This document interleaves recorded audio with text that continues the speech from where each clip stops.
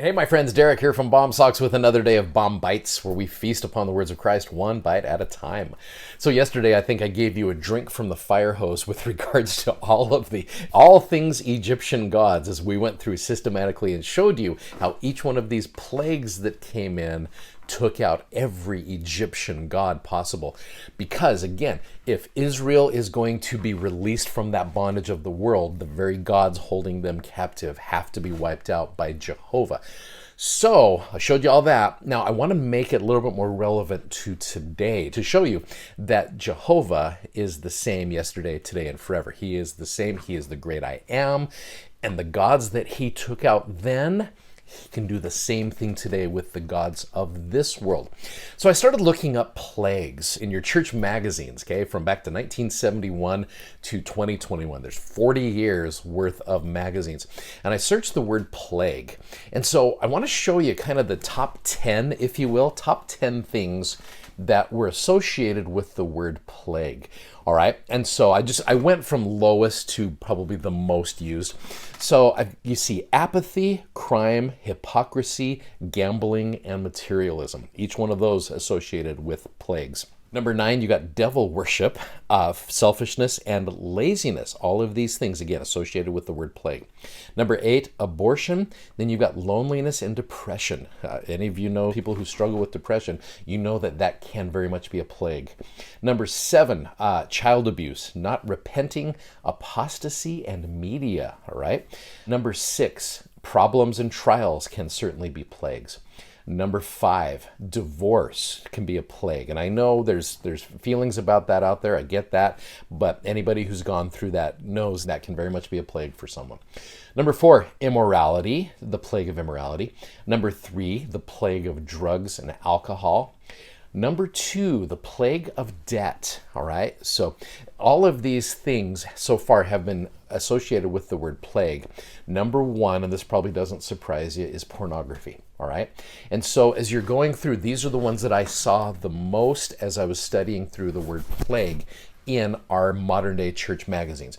By the way, honorable mention to COVID-19 from Elder Ballard in April of 2020. He mentioned that plague as well. So as you see all of these things, I want to pose a question here. And the question is, can all of these plagues also be considered as gods to some people? So you look back at this list right here, I think some of these things, if we are not careful, can be things that are gods, in the sense that they become very poor coping mechanisms. When we are dealing with difficult things in our lives, oftentimes we will go to things like drugs, or we will go to things like immorality or pornography, all of those things, poor coping mechanisms. So in a world where there is so much of stress and difficulty and hardship, we go to these other gods, and they really do become plagues to us. We may think that at the very beginning, they might solve our problems, but the reality of it is they can't, and they become plagues to us. Who is able to truly help a person overcome all of the gods and plagues of our times? Well, once again, you have I am, right?